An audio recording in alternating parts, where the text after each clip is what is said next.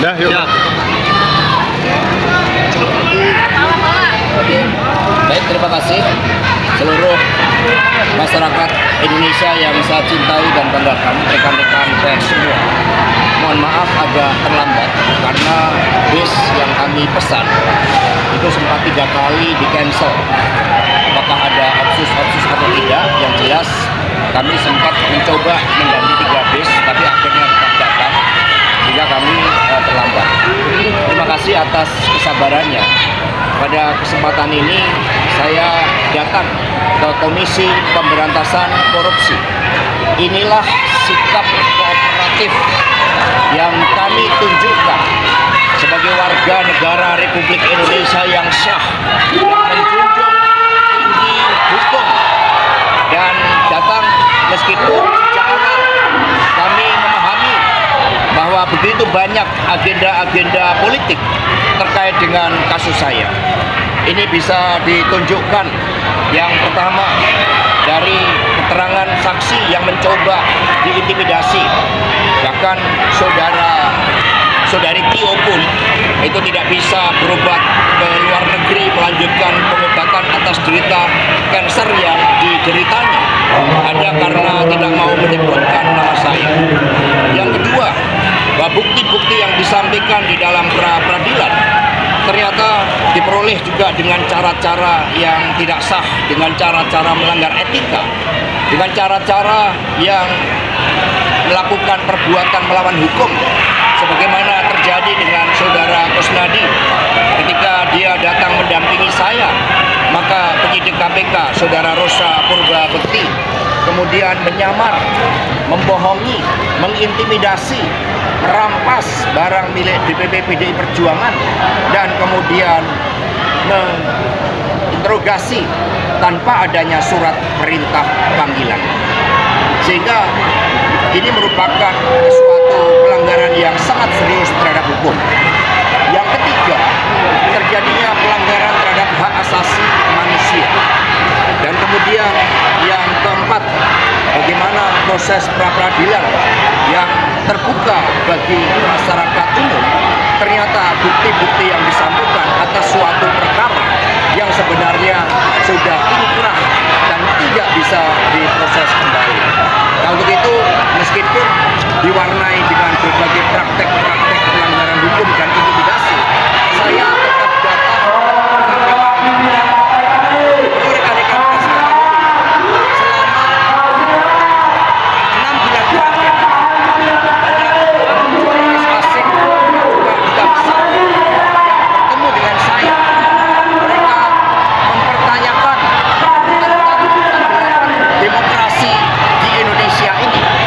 Mereka begitu prihatin dengan kegelapan demokrasi ini hanya karena kondisi kekuasaan.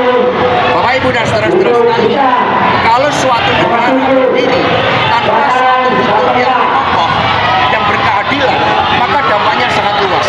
Tidak hanya kehidupan sosial, politik masyarakat, tetapi juga iklim investasi. Tidak akan ada investasi yang masuk ketika tidak ada hukum yang memberikan kepastian di dalam seluruh tata pemerintahan negara kita. Karena itulah kami mohon doanya, kami datang dengan niat baik, dan untuk itu mohon bersabar. Kami akan ikuti seluruh proses dengan memberikan keterangan yang sebaik-baiknya. Terima kasih. Pastor, kalau ditahan hari ini udah siap. Batin. Kan sebenarnya kita penundaan tuh Pak, tapi kalau ditahan udah siap. Jadi saudara-saudara sekalian, suatu pertanyaan yang baik. Bagaimana kalau saya ditahan? Kan semuanya, Republik ini dibangun berdasarkan hukum yang berkeadilan. Itu konsepsi awalnya. Karena itulah ketika itu terjadi, semoga tidak, ya ini saya yakini akan menjadi pupuk bagi demokrasi. Ini akan menjadi benih-benih bagi upaya untuk mewujudkan suatu sistem penegakan hukum yang sebenar-benarnya tanpa pandang pilih. Karena itulah kami yakini, karena kami dilatih untuk berjuang dengan keyakinan. Saya tidak menjabat sebagai pejabat negara. Tidak ada kerugian negara terhadap kasus yang mencoba ditimpakan kepada saya, sehingga penyimpangan dan penyalahgunaan kekuasaan itu terus-menerus akan digunakan, saya meyakini bahwa benih-benih demokrasi, pupuk-pupuk demokrasi untuk mengoreksi kekuasaan yang zalim itu akan semakin besar. Terima kasih. Dah, yuk. Ya. Baik, terima kasih seluruh masyarakat Indonesia yang saya cintai dan banggakan, rekan-rekan pers semua. Mohon maaf agak terlambat karena bis yang kami pesan itu sempat 3 kali di cancel. Apakah ada opsus atau tidak? Yang jelas kami sempat mencoba mengganti 3 bis, tapi akhirnya tetap datang sehingga kami terlambat. Terima kasih atas kesabarannya. Pada kesempatan ini saya datang ke Komisi Pemberantasan Korupsi.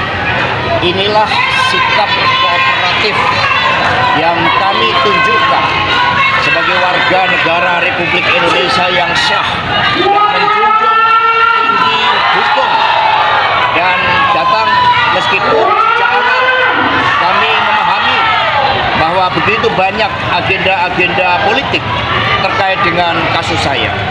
Ini bisa ditunjukkan yang pertama dari keterangan saksi yang mencoba diintimidasi. Bahkan saudari Tio pun itu tidak bisa berobat ke luar negeri melanjutkan pengobatan atas derita kanker yang dideritanya hanya karena tidak mau menyebutkan nama saya. Yang kedua, bahwa bukti-bukti yang disampaikan di dalam pra-peradilan ternyata diperoleh juga dengan cara-cara yang tidak sah, dengan cara-cara melanggar etika, dengan cara-cara yang melakukan perbuatan melawan hukum, sebagaimana terjadi dengan saudara Kusnadi ketika dia datang mendampingi saya. Maka penyidik KPK, saudara Rosa Purba Bekti, kemudian menyamar, membohongi, mengintimidasi, merampas barang milik DPP PDI Perjuangan, dan kemudian menginterogasi tanpa adanya surat perintah panggilan. Sehingga ini merupakan suatu pelanggaran yang sangat serius terhadap hukum. Yang ketiga, terjadinya pelanggaran terhadap hak asasi manusia. Dan kemudian yang keempat, bagaimana proses pra-peradilan yang terbuka bagi masyarakat umum, ternyata bukti-bukti yang disampaikan atas suatu perkara yang sebenarnya sudah inkrah dan tidak bisa diproses kembali. Nah, untuk itu meskipun diwarnai dengan berbagai praktek-praktek pelanggaran hukum dan intimidasi, saya tetap datang rekan-rekan pers ketahui selama 6 bulan terakhir banyak jurnalis asing juga duta besar yang bertemu dengan saya. Mereka mempertanyakan tentang demokrasi di Indonesia ini. Mereka begitu prihatin dengan kegelapan demokrasi ini hanya karena kondisi kekuasaan. Bapak Ibu dan saudara-saudara sekalian, kalau suatu negara berdiri tanpa suatu hukum yang kokoh, yang berkeadilan, maka dampaknya sangat luas. Tidak hanya kehidupan sosial, politik masyarakat, tetapi juga iklim investasi. Tidak akan ada investasi yang masuk ketika tidak ada hukum yang memberikan kepastian di dalam seluruh tata pemerintahan negara kita. Karena itulah kami mohon doanya, kami datang dengan niat baik, dan untuk itu mohon bersabar. Kami akan ikuti seluruh proses dengan memberikan keterangan yang sebaik-baiknya. Terima kasih. Pastor, kalau ditahan hari ini udah siap. Batin. Kan sebenarnya kita penundaan tuh Pak, tapi kalau ditahan udah siap. Jadi saudara-saudara sekalian, suatu pertanyaan yang baik. Bagaimana kalau saya ditahan? Kan semuanya Republik ini dibangun berdasarkan hukum yang berkeadilan. Itu konsepsi awalnya. Karena itulah ketika itu terjadi, semoga tidak, ya ini saya yakini akan menjadi pupuk bagi demokrasi. Ini akan menjadi benih-benih bagi upaya untuk mewujudkan